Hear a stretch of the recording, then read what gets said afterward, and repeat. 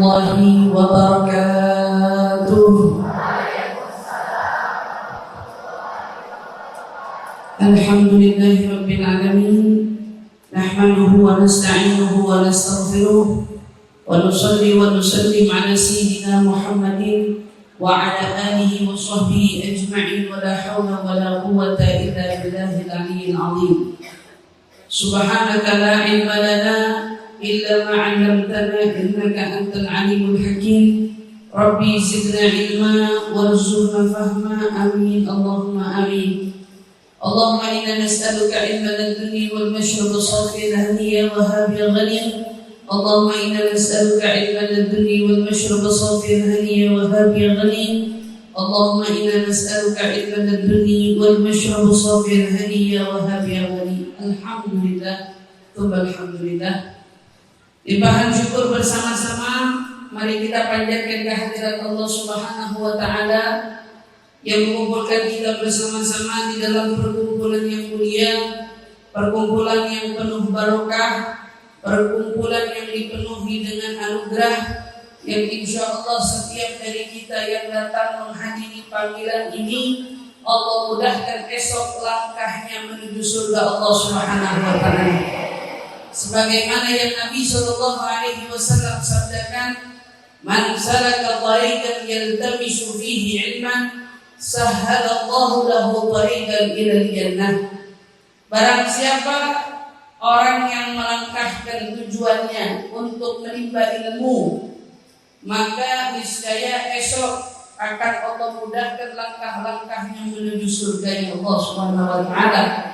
Dan tentu semua yang hadir pada hari ini tidak lain tidak bukan kakinya melangkah juga dengan tujuan ingin mengambil ilmu, ingin mengambil keberkahan, ingin mengambil kemanfaatan, yang insya Allah langkah ini menjadi saksi bagi kita semua.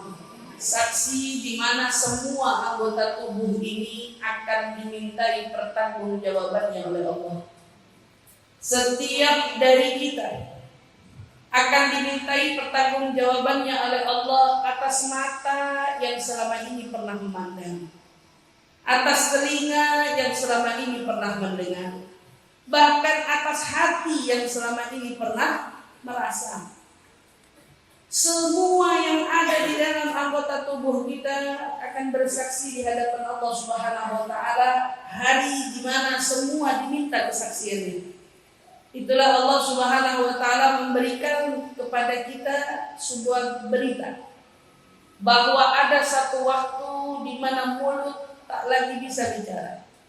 Bukan karena kita bisu, bukan karena kita memilih untuk diam, tetapi memang ada yang membuatnya bungkam. Al-yawma nakhtimu ala afwahihim wa tukallimuna aydihim wa tashhadu arjuluhum bima kanu yaksibun. Hari di mana Allah bungkam semua mulut. Hari ini mulut kita bisa ngomong apa aja. Ada yang mau ngomong baik, ada yang mau ngomong buruk. Semua ucapan tidak ada yang terlewat dari tulisan malaikat. Semua dicatat dengan rapinya. Sampai-sampai kata ulama, senyum dengan tertawa terbahak semua pun ada tak terlewat. Coba bayangin, mau kita senyum tanpa suara atau senyum dengan suara, semuanya dicatat rapi oleh malaikat. Tetapi hari nanti yang ingin disampaikan oleh Allah Subhanahu wa taala di dalam firman-Nya yang dalam surat Yasin yang sering kita baca, apa Allah katakan? Hari ini hari di mana aku buat kalian punya mulut bungkam. Al-yawma nakhtimu ala afwahihim. Mulut semuanya enggak ada yang boleh bicara. Ternyata belum datangnya hari itu, banyak dari kita hari ini mulutnya tidak berbicara, tetapi tangan yang punya bicara. Gitu ya. Mulutnya dia, tapi tangannya bisa berkata-kata. Melalui tulisan, melalui WhatsApp, melalui Instagram, melalui TikTok, dan melalui banyak lagi sarana sosial media. Mulut kita diam, tetapi dalam tulisan kita pandai berkata-kata. Gitu. Baik yang kita ucap maupun yang kita tulis dengan tangan kita, semuanya ada jejaknya. Siapa yang merekam? Ini bukan lagi CCTV, sembarang CCTV, tetapi yang merekam malaikat raqib atid yang mencatat setiap perbuatan baik maupun buruk kita.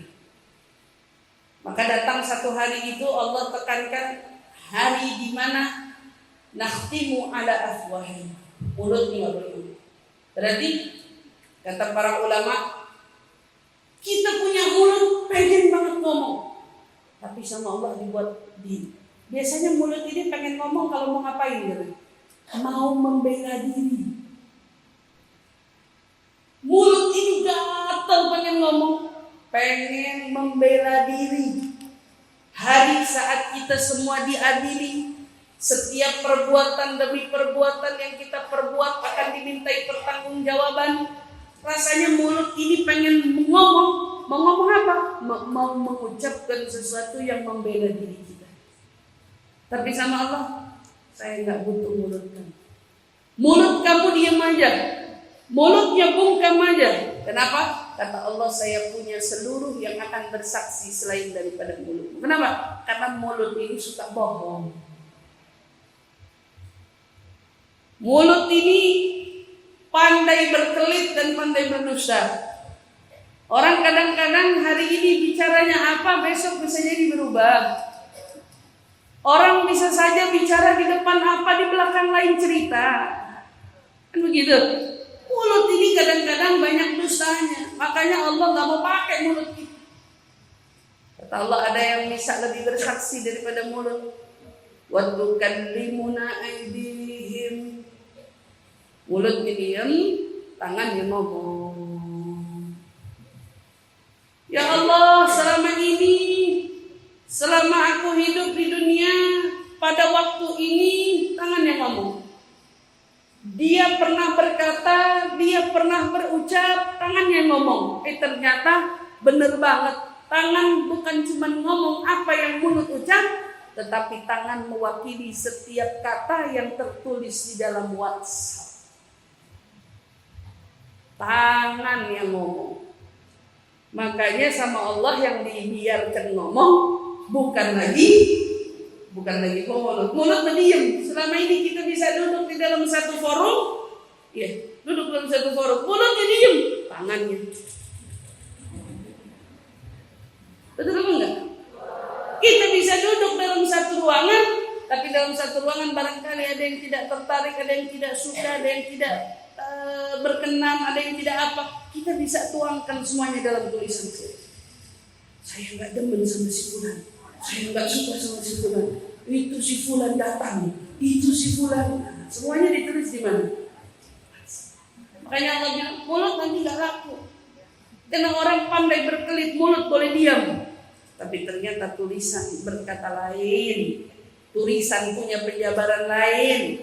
Tulisan punya penjelasan lain. Ternyata apa yang tulisan katakan, itulah yang akan menjadi kesaksian di padang mahsyar. Tulisan kita. Tulis apa dulu waktu di dunia? Walaupun lisan tak terucap, tapi tulisan tangan ini akan menjadi saksi kita esok. Allah buat mulut bungkam, tapi kata Allah, wa tukallimuna aydihim wa tashhadu arjuluhum bima kanu yaksibun. Kalau mulut diminta diam, tangan diminta bicara, lalu kaki diminta apa? Kaki diminta bersaksi. Jadi yang namanya kebenaran harus ada saksi. Makanya jangan suka jadi tukang fitnah. Karena orang kalau tukang fitnah ini besar dosanya. Al-fitnah asyaddu minal qatl. Fitnah itu lebih besar daripada pembunuhan, katanya dibilang. Kenapa demikian? Karena orang kalau ngebunuh ada saksi. Kalau fitnah kadang nggak pakai saksi. Orang kalau mau dituduh membunuh, Harus ada bukti otentik yang kuat. Ini orang telah melakukan pembunuhan, ini orang telah melakukan penganiayaan. Ada kasus KDRT dibawa ke kantor polisi, saya dipukul sama suami. Percaya kantor polisi? Belum. Sampai ada bukti visum. Betul atau tidak? Tapi orang kalau fitnah gak nyari bukti. Orang kalau ada fitnah diem dan langsung percaya dia. Makanya kenapa dosa fitnah lebih dahsyat daripada pembunuh. Maka saat Allah Subhanahu wa ta'ala buat mulut tidak bisa membela, tangan berbicara, Allah katakan, saya mah Tuhan yang paling adil. Kamu kira saya ini buat mulutmu diam, tanganmu bicara, berarti saya berbuat tidak adil pada kalian? Oh tidak. Allah hadirkan anggota tubuh yang lain. Kaki kita bicara sebagai saksi. Betul, dia pernah menulis sebagai berikut. Betul, pada waktu tersebut dia pernah hadir ke tempat-tempat yang tidak baik itu. Kaki kemudian menjadi saksi. Saksi yang menguatkan perilaku, perbuatan-perbuatan maksiat kita selama ini. Perbuatan-perbuatan salah kita selama ini. Jangankan orang, tubuh kita sendiri aja tidak berpihak sama kita, karena mereka akan berpihak kepada penciptanya, yaitu Allah Subhanahu wa ta'ala. Maka hati-hati. Kalau kita tahu bahwa hidup di dunia ini semuanya diminta pertanggungjawabannya, maka hiduplah dengan sebaik-baiknya. Gunakan seluruh anggota tubuh yang Allah amanahkan kepada kita dengan sebaik-baiknya. Kenapa? Karena semua ini akan menjadi saksi. Bisa jadi keuntungan, bisa menjadi kerugian. Salah satu keuntungan yang akan menguntungkan kita saat kita duduk di tempat-tempat kebaikan seperti ini. Mulut kita diam tapi telinga kita pasang. Hati ditundukkan, semuanya duduk dengan seksama, lupa sekejap dengan jabatan, lupa sekejap dengan apa? Dengan kedudukan. Semuanya apa? Semuanya menyimak dengan seksama. Hatinya tunduk, telinganya dibuka, matanya dia buat untuk melihat siapa yang patut dia simak, siapa yang patut dia dengar. Handphonenya sesaat diletak. Semuanya dia fokuskan tujuannya untuk berbuat kebaikan selagi dia ada di tempat kemuliaan semacam ini. Maka ini salah satu yang akan menjadi saksi. Pada hari di mana Allah buat mulut kita semua bungkam, ternyata ada orang-orang yang dulu di dunianya mulutnya dia tutup, mulutnya dia simpan, mulutnya dia tahan. Kenapa? Mau mendengar kajian, mau mendengar tausiah, mau mendengar kebaikan. Telinganya dipasang, hatinya dibuka, kemudian apalagi dipersiapkan dirinya untuk berbuat kebaikan. Maka saat-saat semacam itu akan menjadi saksi kebaikan, akan menjadi keuntungan, dan bahkan justru akan menjadi pundi-pundi kebaikan yang akan membuat dia terselamatkan. Tapi ada juga orang yang ternyata di dunianya porsi duduk di kebaikan dengan porsi duduk di dalam kelalaian lebih banyak mana? Kita hadir kajian seminggu berapa kali? Dalam sehari 24 jam telinga ini diperdengarkan untuk kebaikan berapa lama? Mulut ini kita gunakan untuk berucap hal-hal kebaikan berapa lama? Ini diingat. Makanya diingetin, hasibu anfusakum qabla an tuhasabu. Perhitungkan amal kalian sendiri sebelum kalian bertemu dengan hari di mana semua amal diperhitungkan. Disuruh hitung. Hari ini ngapain aja? Hari ini duduk sama siapa aja? Hari ini sudah berbuat apa saja? Hari ini sudah meraih kebaikan apa saja? Atau hari ini sudah berbuat kesalahan apa saja? kata kalau malam mau tidur hitung. Karena kalau kita sadar ternyata hari ini lebih banyak keburukan ketimbang kebaikan, maka jangan sampai hari esok kau ulangi hal yang sama. Tetapi kalau kita dapati ternyata alhamdulillah hari ini hari Jumat atau hari Sabtu, hari ini hari Sabtu, kita dikumpulkan bersama-sama di mana? Salah satu rumahnya Allah Subhanahu wa taala. Di mana lagi? Oh, ternyata di Palangkaraya. Saya kebetulan bukan orang Palangka, saya hadir di Palangka. Jadi catatan malaikat ini. Berbuat apa? Kebetulan kalau saya berdakwah, kalau ibu-ibu mendengarkan tausiah saya, dicatat sama. Habis ini mau apa? Oh, mau istirahat. Lalu mau apa? Semua dicatat sama malaikat. Pada hari itu, begitu kita hitung, alhamdulillah, ternyata hari ini waktunya banyak untuk berbuat kebaikan. Maka minta sama Allah, ya Allah, besok jangan kurangi pahala kebaikan hari ini. Besok tetap jaga saya, kalian untuk tetap sama-sama bisa berbuat kebaikan yang sama. Dan seterusnya. Kenapa? Karena kata Nabi, barang siapa orang yang hari ini lebih baik daripada hari kemarin, maka beruntunglah dia.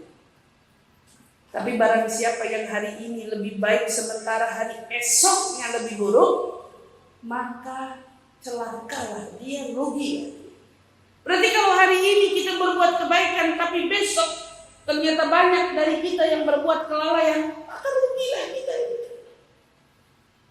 Kesempatan kita hari ini, selagi kita alhamdulillah diberikan kesempatan untuk bisa menghadiri majelis-majelis ilmu, saya yakin di Palangkaraya majelis-majelis kebaikan juga banyak, terkhususnya majelis yang dibina oleh Ustazah Khadijah Abbasawiyah, di mana ada panggilan hadir, di mana ada panggilan duduk, di mana ada ajakan sama-sama ikut, mau ambil kebaikan, mau ambil kemanfaatan. Kenapa? Karena kita mau cari pahala demi pahala yang jangan sampai hari esok kita lebih buruk daripada hari ini. Karena Nabi bilang apa? Celaka orang yang hari ini lebih baik daripada hari esok. Dan kita pertahani kesempatan kita. Di mana hari ini bisa hadir kebaikan, berarti hari esok juga kita bisa. Dan hari seterusnya juga kita bisa. Tetapi kalau ternyata ustazah masalahnya majelis yang gak ada, apa yang mau dilakukan? Duduk di rumah dengan menyibukkan diri dengan kebaikan. Oh ustazah saya kerja, baik, duduk di dalam pekerjaan dengan mencari pahala keridhaan. Ustazah saya seringkali bepergian, baik, selama bepergian carilah pundi-pundi amal ibadah pahala yang ada di dalam sana. Jangan sampai justru hari-hari esok kita lebih buruk daripada hari-hari saat ini juga. Banyak orang-orang yang diberi sama Allah petunjuk kebaikan, tetapi ternyata tak berlangsung lama kebaikan itu bersama dengan dia.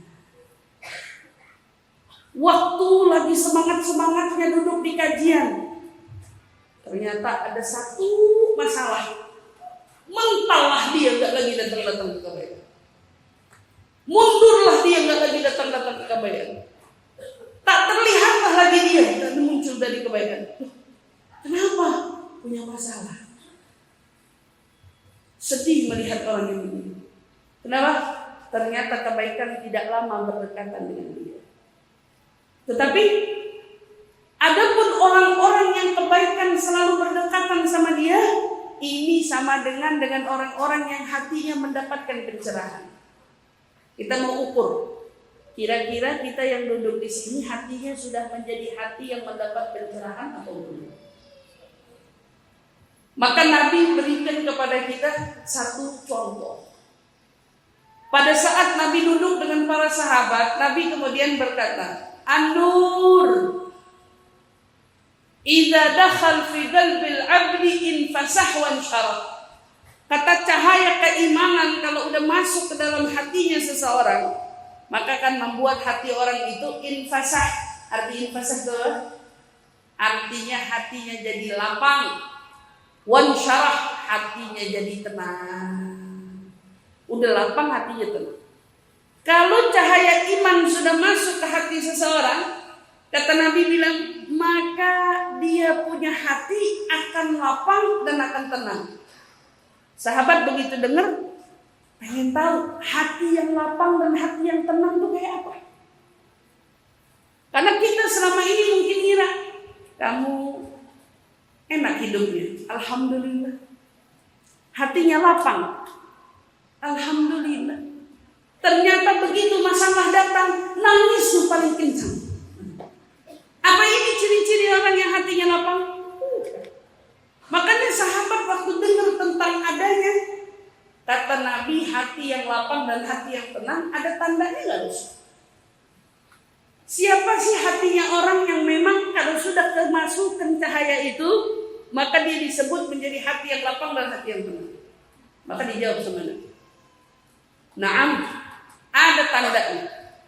Tanda hati seseorang lapang dan hati seseorang menjadi tenang. Apa itu? At-tajafi 'an darul qulub. Ciri-ciri orang hatinya udah mulai lapang, hatinya sudah mulai tenang. Yang pertama, dia mulai acuh pada dunia. Kalau kemarin kerja nomor 1, kalau kemarin bisnis nomor 1, tapi ternyata setelah cahaya ilmu, cahaya iman masuk ke hatinya, itu semua nomor kesekian. Yang nomor 1-nya mana?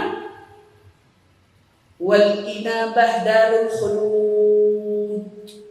Dia tahu dunia ini tempat sementara, maka yang dia tahu akhirat adalah tempat yang kekal dan abadi.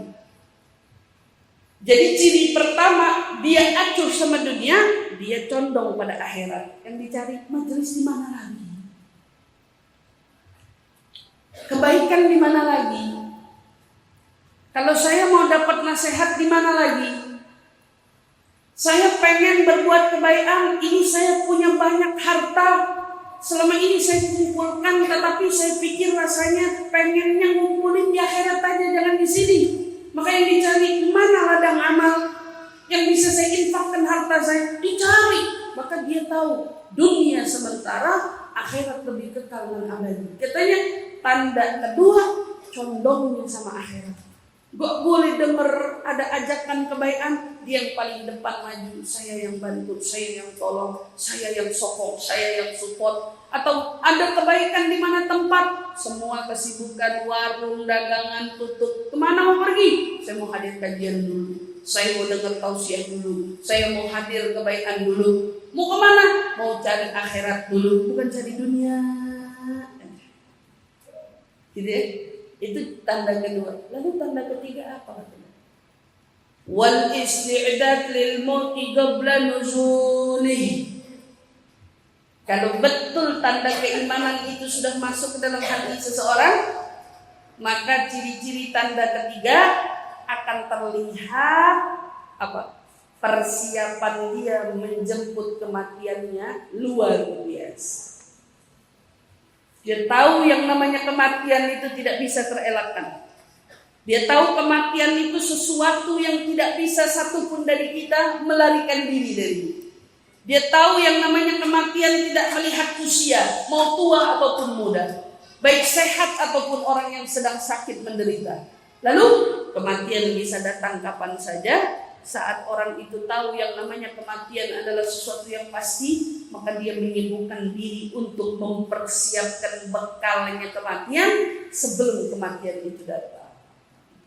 Maka kata Nabi, orang yang terlihat 3 ciri-ciri ini baru bisa dikatakan adalah orang yang hatinya lapang dan hatinya tentram. Kenapa? Karena kalau orang betul hatinya lapang, hatinya tentram, coba lihat, ada masalah apa aja dia bilang, dunia ini sebentar. Ngapain kita pusing-pusingin? Saya capek hidup menderita. Diingatkan lagi, dunia ini sementara. Yang namanya sementara berarti walaupun kita sedang sedih dan terluka, artinya sedih dan luka kita sementara. Jadi nggak ada penderitaan yang abadi di dunia. Tidak ada kesedihan yang abadi di dunia, nggak ada. Nggak ada kesakitan yang abadi di dunia, nggak ada. Selagi kamu di dunia, maka segala sesuatu yang ada di dunia ini sifatnya sementara. Orang kalau punya rumus ini, siapapun orang hari ini yang melukai perasaannya, menyinggung hatinya, dia apa? Akan dia katakan, ini dunia. Dunia sementara. Dunia gak ada yang abadi. Tenang hatinya. Mau dia dimusuhin satu negara, tenang hatinya. Kenapa? Ini dunia. Nabi dulu kurang dimusuhin apa? Dimusuhin bertahun-tahun. Diusir dari negerinya, dari kota Mekah.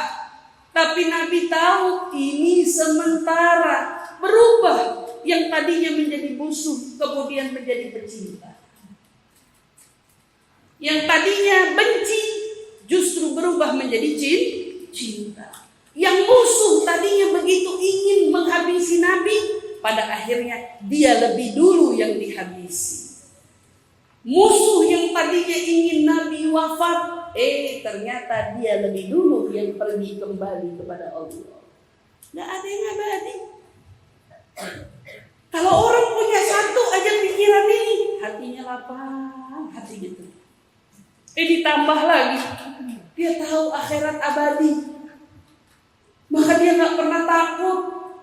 Setiap kali dia berbuat sesuatu, dia gak pernah mikirin urusan penilaian orang terhadap diri.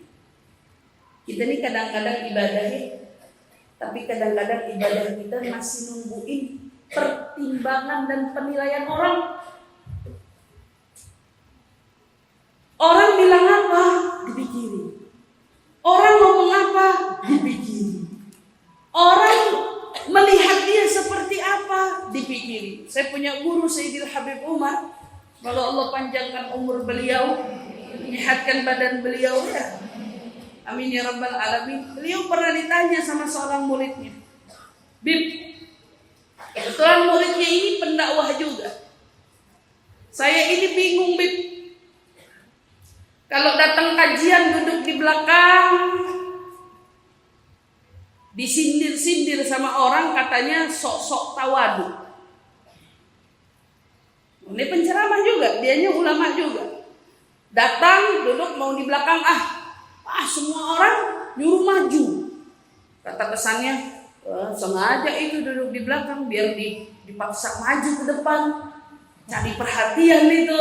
Biasanya orang-orang kan suka gitu ngomong. Duduk di belakang salah, tapi kalau begitu datang tiba-tiba maju ke depan, katanya, dibilang apa sama orang? Gak punya sopan santun itu. Udah datangnya telat, ya. Padahal banyak orang tua, malah dia yang di depan katanya. Jadi manusia kan ngomong terus ya, bingung. Jadi benernya saya ini gimana, Beb? Kalau datang duduk di belakang, apa datang itu kalau datang kajian itu misalnya lagi mau datang kajian, apa langsung ke depan aja? Kebetulan bukan lagi jadi penceramah gitu ya. Misalnya lagi hadir kemana gitu. Orang udah kenal sama dia, loh. Kok antum di sini, Bib? Ayo Bib ke depan, Bib. Enggak, saya mau di sini aja. Ayo Bib, repot kan? Jamaah semua jadi heboh. Ada Habib ini di belakang, ada Ustadz ini di belakang. Duduk di belakang salah. Begitu nyampe langsung ke depan diomongin. Kata datangnya telat, maunya di depan. Nah, katanya gitu. Jadi kita nih harus apa, Bib? Jadi kalau kita lagi datang ke acara, kita nih mesti gimana? Kalau lagi nggak diundang ceramah gitu ya, kita lagi pengen datang kajian, pengen datang, kita nih harus apa? Maka dijawab sama Habib Umar. Berarti kamu datang kajiannya masih karena manusia.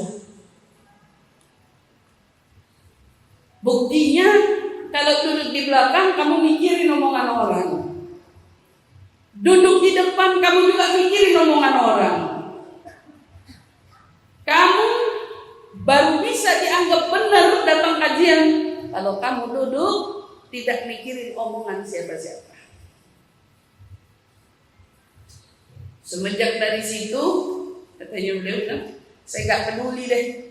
Kalau datang kajian, datang kemana tempat hadir acara-acara kebaikan, sesuka hati saya mau duduk di belakang, saya duduk. Saya mau duduk di depan, saya duduk. Saya mau duduk di samping, saya duduk. Saya mau duduk di jalanan lagi, saya duduk. Kenapa? Saya gak duduk karena manusia, karena penilaian manusia. Saya duduk karena ingin mencari ridho Allah.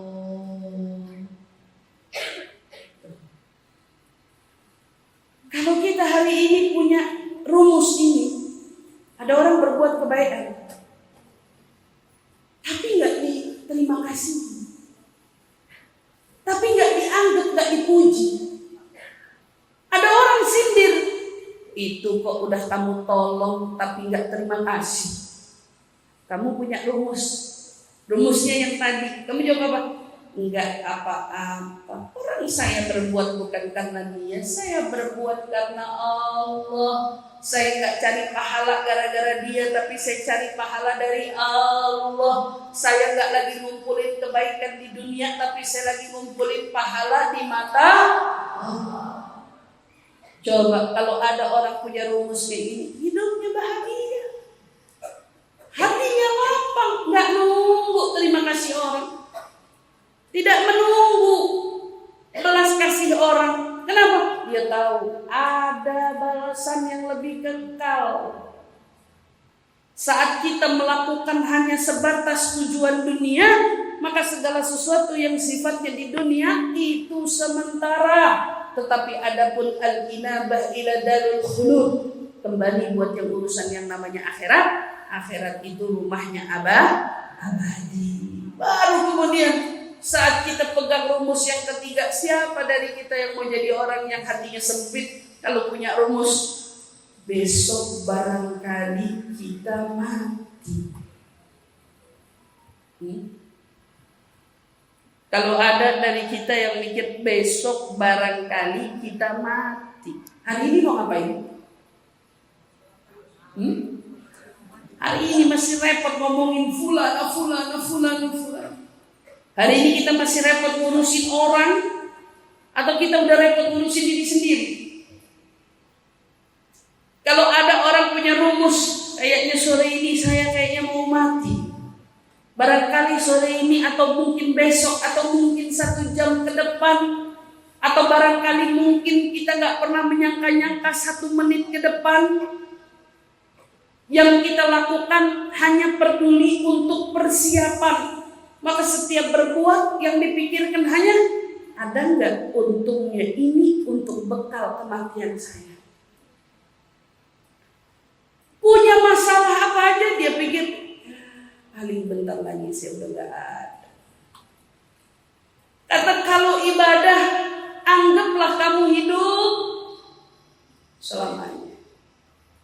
Ibadah mau yang banyak silahkan. Mau ngerjain kebaikan sebanyak mungkin silahkan. Tapi ingat bahwa dunia ini semuanya tidak ada yang kekal dan abadi. Maka kita belajar dari Nabi kita Muhammad SAW. Beliau yang paling mencontohkan kepada kita betapa lapang hatinya.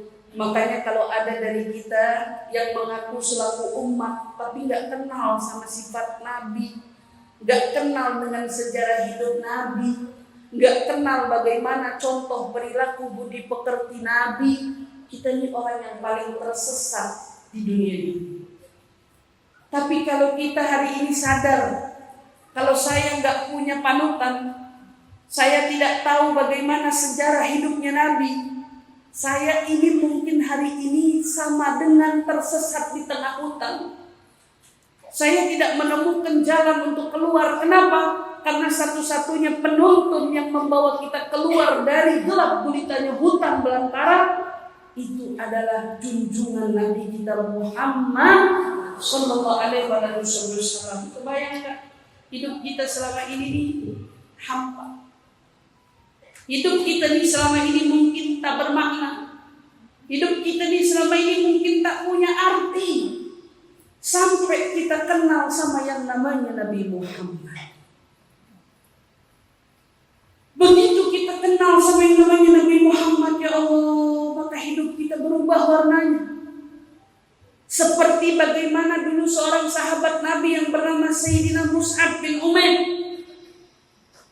Sayyidina Mus'ab bin Umair, sahabat Nabi ini, kalau kita bilang dulu adalah orang yang kalau pakai pakaian, baju, itu adalah koleksi ternama sepanjang zaman. Bajunya kalau zaman sekarang kita bilang branded semua. Itu Sayyidina Mus'ab. Kamu mau cari brand paling mahal hari ini di dunia apa? Itu bajunya Sayyidina Mus'ab bin Umair. Orang kalau lihat Sayyidina Mus'ab, itu edisi baru, itu baju baru, itu koleksi baru, itu sendal baru, itu branded baru sekarang. Dan zaman Nabi ada. Itu dipakai sama Sayyidina Mus'ab. Minyak wanginya itu Sayyidina Mus'ab jalan sudah sekian meter, wanginya masih kecium sama orang yang paling ujung di belakang. Ini wanginya Mus'ab baru lewat. Ini sahabat Nabi. Kapan dia begini? Belum kenal agama, belum kenal Islam, kaya raya, punya segalanya. Masuk Islam, kenal Nabi Muhammad SAW. Begitu dia kenal Nabi Muhammad, ibunya marah. Kata ibunya bilang, Mus'ab, kalau kamu mau beriman kepada yang namanya Muhammad, semua fasilitasmu saya tarik, kata ibunya. Tapi Sayyidina Mus'ab saking menikmati indahnya kenal sama Nabi Muhammad, dengan sukarela bilang, Mah, Bu, kalau mau ambil semua fasilitas, ambil aja. Mus'ab gak apa-apa, gak punya fasilitas, tapi jangan halangi Mus'ab untuk kenal sama seorang yang namanya Muhammad. Ambil fasilitas. Ibunya bilang, bajumu. Kalau kita bilang mobilnya, kendaraannya semua mau diambil, ambil, kata Sayyidina Mus'ab. Dulu saya tergila-gila dengan ini semua. Itu sebelum saya kenal yang namanya Muhammad. Habis akal ibunya menghasut Mus'ab. Anak yang tadinya siapa orang yang tidak mendambakan untuk mau dinikahkan oleh Mus'ab, tiba-tiba yang tadinya punya baju koleksi edisi paling ternama, berubah bajunya menjadi lesu. Warnanya lapuk, bajunya sama seperti orang lain biasa yang ada di kota Mekah. Ibunya bilang, ternyata Mus'ab diancam harta gak kena. Oke, kalau gitu saya ibunya Mus'ab mogok makan, gak akan makan sebelum Mus'ab keluar dari yang namanya ajaran Nabi Muhammad. Ibunya gak mau makan. Datang Sayyidina Mus'ab bilang, Mah, Bu, Mi, makan aja, jangan gak makan begini. Enggak, kata ibunya bilang, aku gak mau makan sampai kamu keluar dari agama Muhammad. Kata Mus'ab bilang, kalau Umi gak mau makan, kalau gitu Mus'ab juga gak makan. Saya Mus'ab bilang, Mama, kita main kuat-kuatan deh. Umi gak mau makan, Mus'ab juga gak makan. Tapi jangan minta Mus'ab keluar dari agama Muhammad. Ibu kebayang dari enak hidupnya, terus tiba-tiba milih sederhana karena fasilitas dibatasi semua. Ibunya langsung cabut semua fasilitas. Sayyidina Mus'ab gak boleh lagi punya apa-apa. Semua kegelimangan harta diambil alih sepenuhnya oleh sang ibunda, tetapi tidak bikin gentar sedikit pun yang bernama seorang Sayyidina Mus'ab. Ini Sayyidina Mus'ab. Sampai ibunya nyerah, Sayyidina Mus'ab menang. Ibunya akhirnya gak bisa lagi berkata apa-apa. Sayyidina Mus'ab menang. Ibu, apa yang dicari oleh Sayyidina Mus'ab? hidup susah di dunia. Apa yang bikin Sayyidina Mus'ab mau dari yang tadinya segala hal yang dia punya ada pada dirinya, lalu rela tidak memiliki segala-galanya? Kenapa? Karena dia sudah mengenal sosok yang lebih nikmat, lebih indah, lebih membuat hati menjadi tentram, lebih membuat hati menjadi bahagia. Kenapa? Melebihi punya segala bentuk kegelimangan harta di dunia. Punya siapa Sayyidina Mus'ab? Punya Nabi Muhammad. Kok bisa ya orang ngerasain punya Nabi Muhammad sampai lupa enaknya punya harta? Kok ada ya orang yang bisa ngerasain kenal sama Nabi Muhammad sampai lupa dia ngerasain nikmatnya punya rumah megah? Kok bisa ya ada orang yang begitu kenal sama Nabi Muhammad, dia langsung memilih hidup dengan cara hidupnya Nabi? Kenapa? Karena ternyata dia temukan kebahagiaan yang hakiki ada saat pada kau mengenal sosok mulia Nabi Muhammad. Saya ingetin kepada seluruh orang Palangkaraya, Maulid Nabi jangan ditinggal untuk dibaca, diiringi dengan belajar sirah demi sirah perjalanan Nabi Muhammad. Wallah, demi Allah, kalau kamu gak kenal sama Nabi, kamu gak akan pernah kenal arti kebahagiaan di dunia. Kalau kamu tidak kenal sosok Nabi Muhammad, maka kamu hanya akan berada dalam penderitaan demi penderitaan seperti orang yang tersesat di tengah hutan belantara. Kenal sama Nabi Muhammad, belajar tentang Nabi Muhammad. Kenapa? Karena semakin kamu kenal sama Nabi Muhammad, semakin kamu selamat di akhirat kelak. Semakin kamu dekat sama Nabi Muhammad, semakin kamu bisa selamat di akhirat kelak. Semakin kamu dekat sama Nabi Muhammad, semakin kamu bisa menemukan jalan kebahagiaan di akhirat kelak. Kuncinya ada di mana? Kuncinya ada di mana kamu mengenal Nabi Muhammad Sallallahu Alaihi Wasallam. Saya cuma mau cerita satu cerita tentang Nabi, yang barangkali cerita ini bisa jadi pelajaran bagi kita untuk tambah kenal sama Nabi. Kata orang bilang, tak kenal maka tak kenal maka tak sayang. Orang gimana mau cinta sama Nabi? Kenal aja enggak? Ustazah, antara kita dengan Nabi 1400 tahun. Bagaimana kita bisa cinta sama orang yang kita bahkan tidak hidup di zamannya dan kita juga tidak kenal dengannya? Ada orang mengidolakan tokoh pahlawan. Saking idolanya, itu rumahnya isinya semua foto tentang tokoh tersebut. Quote-nya quote tokoh tersebut. Itu bajunya quote-nya tokoh idolanya tersebut. Ditanya, umur kamu berapa? Ternyata umurnya baru 30-an, gak sampai 40. Kamu kok bisa mengidolakan tokoh ini? Gak tahu. Saya pernah satu kali baca cerita tentang orang ini, lalu tiba-tiba saya suka. Orang ini memotivasi saya.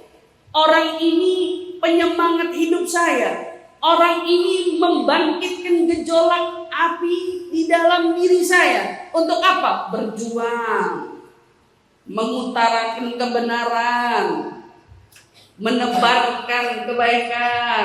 Ternyata begitu dilihat, tokohnya siapa? Presiden kita yang pertama. Dia gak hidup di zaman itu presiden. Dia juga gak pernah ketemu sama presiden itu. Bahkan dia juga gak pernah yang namanya tatapan wajah, salaman sama presiden itu. Dia tahu tentang presiden itu dari mana? Dari biografinya, dari cerita-cerita. Tapi kok bisa termotivasi sampai segitunya? Maka ini juga bentuk jawaban bagi hati ibu semua. gimana mau cinta sama Nabi Muhammad, Bu? Semua orang biasanya cinta karena melihat. Tapi untuk satu makhluk ini, Allah bisa hadirkan rasa cinta tanpa kau melihatnya, hanya cukup mendengar tentangnya saja.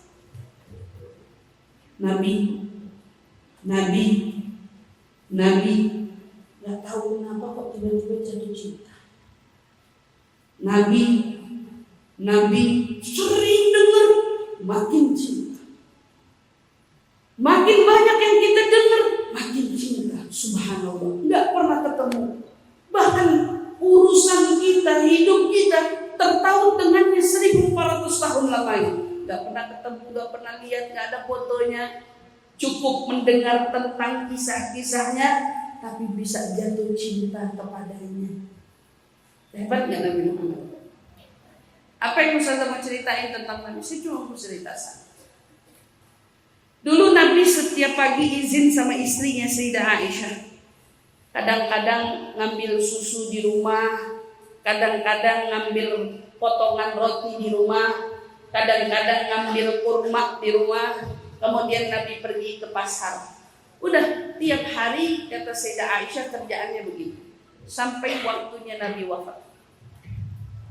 Begitu Nabi wafat, ayahnya Sayyidah Aisyah, Sayyidina Abu Bakar kan masih hidup. Sayyidina Abu Bakar selaku mertua, selaku sahabat, nanya sama putrinya, wahai Aisyah, ada nggak amalan yang Nabi kerjakan yang saya tidak tahu? Bayangin, kalau kita hari ini berbuat rasanya pengennya sejagat tahu. Pergi umroh, sejagat tahu. Lagi di Raudhah, sejagat tahu. Lagi doa di depan multazam, sejagat tahu.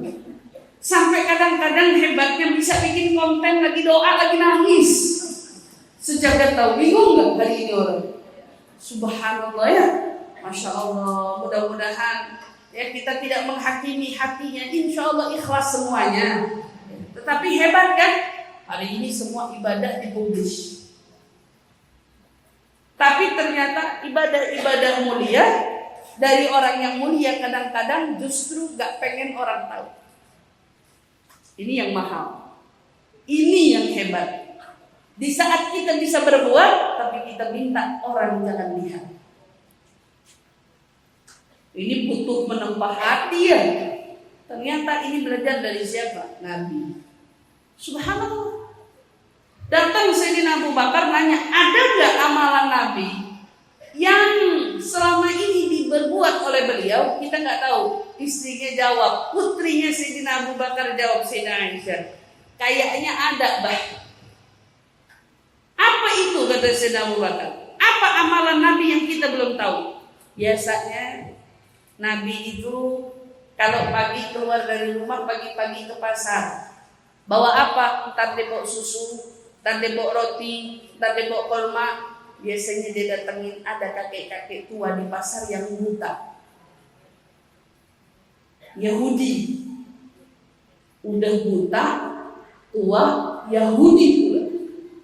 Berarti non muslim ya. Kerjaannya tiap pagi ngasih makan itu Yahudi. Oh begitu kata Sayyidina Abu Bakar. Iya. Maka Sayyidina Abu Bakar bertugas ambil apa yang ada di rumahnya, kemudian pergi ke pasar. Betul, dicari ada kakek-kakek tua buta duduk di pinggiran. Maka Sayyidina Abu Bakar datengin pelan-pelan. Begitu tapak kakinya Sayyidina Abu Bakar mendekat, itu orang bilang, kemana aja kamu? Beberapa hari ini saya tunggu-tunggu, kamu gak datang-datang gitu ya. Sayyidina Abu Bakar gak ngomong, diam. Kemudian seperti biasa diberikan. Nih, kan Sayyidina Abu Bakar gak tahu, dikasih. Begitu dia terima, dia ngomong gini, kamu bukan orang yang biasa datang ke sini. Baru Sayyidina Abu Bakar, kok kamu tahu saya bukan orang yang biasa datang ke sini? Karena kalau yang biasa datang ke sini nggak pernah ngasih saya makanan begitu aja. Tetapi apa? Selalu nyuapin saya. Coba ini, disuapin. Bahkan kadang-kadang kalau makanannya keras sama dia dilembutin dulu baru disuapkan ke mulut saya. Sejak awal kau berikan aku makanan, aku langsung menebak ini bukan orang yang biasa mendatangi saya. Maka Sayyidina Abu Bakar bilang, memangnya kamu gak tahu orang yang selama ini ngasih kamu itu? Setiap kali datang kutanya namanya, dia tidak pernah menjawab saya dengan apapun juga. Tak pernah dijawab. Ditanya, memangnya siapa orang itu? Dijawab oleh Sayyidina Abu Bakar, innahu Muhammad. Orang itu namanya Muhammad. Kakek tua itu terkejut, Muhammad? Kata dia bilang, iya, yang baru saja wafat beberapa waktu yang lalu. Gak mungkin, kata dia. Tidak mungkin yang datang kepadaku Muhammad. Memangnya kenapa, kata Sayyidina Abu Bakar? Kamu tidak percaya kalau yang datang kepadamu itu Muhammad? Karena selama dia menyuapi aku makanan, selama itu juga mulutku tidak berhenti mengutuk orang yang namanya Muhammad. Ibu bayangin, sudah ngasihnya diam-diam, tidak pernah mau diekspos. Ternyata setiap kali nyuapin Nabi, yang digosipin tentang Nabi. Nah, kamu jangan kayak yang namanya Muhammad ya. Kamu hati-hati sama yang namanya Muhammad ya. Kamu hati-hati sama ajaran sesatnya Muhammad ya. Jangan sampai kamu kebawa sama yang namanya Muhammad. Nabi cuma manggut-manggut aja sambil nyuapin, gak ada sedikit pun perasaan kesal di hati Nabi kepada orang yang hari itu dia yang beri makan, dia yang beri minum, tetapi justru Nabi yang dicela-cela, Nabi yang dicaci-caci. Dan kalau seumpamanya itu terjadi sama kita gimana Mas? Kita yang lagi nolong, kita yang lagi bantu, tapi kita yang diomongin, kita yang disakiti, kita yang dihujat, kita yang dicaci. Masih mau lanjutin nolong apa mau berhenti? Coba lihat, nih bagaimana budi pekertinya Nabi, santunnya dan sabarnya Nabi. Jika sama Yahudi saja beliau begitu santun dan lembut, gimana dengan umatnya yang datang dengan penuh kesungguhan mau mengenal Nabi-Nya? Bayangin, kata Sayyidina Abu Bakar, saya berani bersumpah yang selama ini memberimu makan dan minum adalah sosok yang bernama Muhammad, yang kau caci, yang kau maki, yang kau hina, yang kau benci. Dia yang selama ini memberimu makan, yang memberimu minum, yang menolongmu, yang selalu memperhatikanmu. Menangis laki-laki tua yang buta itu. Demi Tuhan, dia langsung bersumpah, sungguh pria itu betul-betul utusan Allah. Karena gak ada orang di dunia ini yang bisa tahan dicaci, dihina, dimaki untuk tetap terus berbuat kebaikan kalau dia bukan manusia pilihan. Maka saksikan, aku bersaksi tiada Tuhan selain Allah dan sungguh Muhammad adalah utusan Allah. Saat itu juga Yahudi tersebut bersyahadat masuk ke dalam agama Islam. Karena apa? Karena melihat ketulusan dari kebaikan yang dilakukan oleh seseorang yang bernama Nabi Muhammad sallallahu alaihi wasallam. Ya Allah, beruntung betul kita semua menjadi umatnya Nabi Muhammad. Beruntung betul kita semua menjadi orang-orang yang termuliakan karena kemuliaan Nabi Muhammad. Ya Allah, maka dijaga nikmat ini, dijaga kemuliaan ini. Jangan sampai nanti kalau datangnya ajal, ternyata kita sudah bukan bagian dari umatnya Nabi Muhammad. Jangan sampai ajal datang ternyata kita keluar dari ajarannya Nabi Muhammad.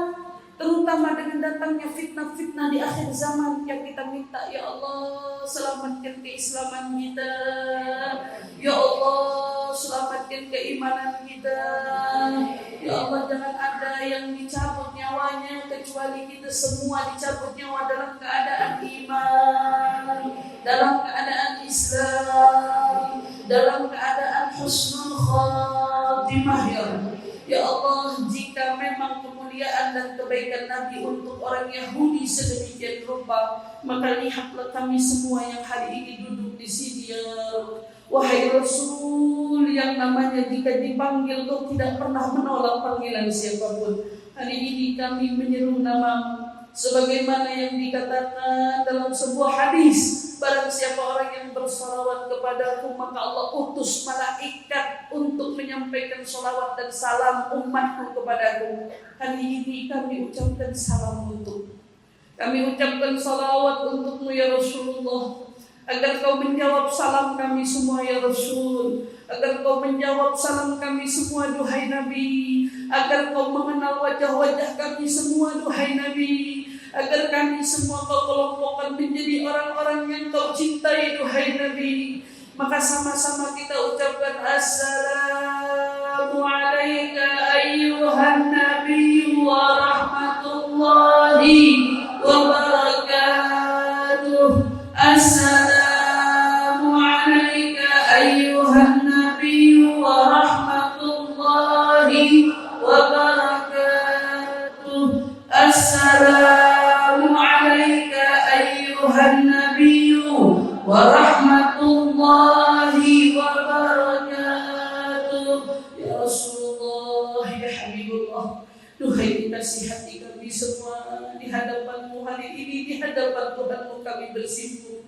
Jangan lupakan kami duhai Rasul, jangan lupakan kami duhai Nabi, jangan abaikan kami duhai Nabi, jangan pernah kau tinggalkan kami duhai Nabi. Ya Rasulullah, di hadapan Allah kami bersimpuh. Kami mohon jadikan kami orang-orang yang meraih syafaat-Mu di akhirat nanti.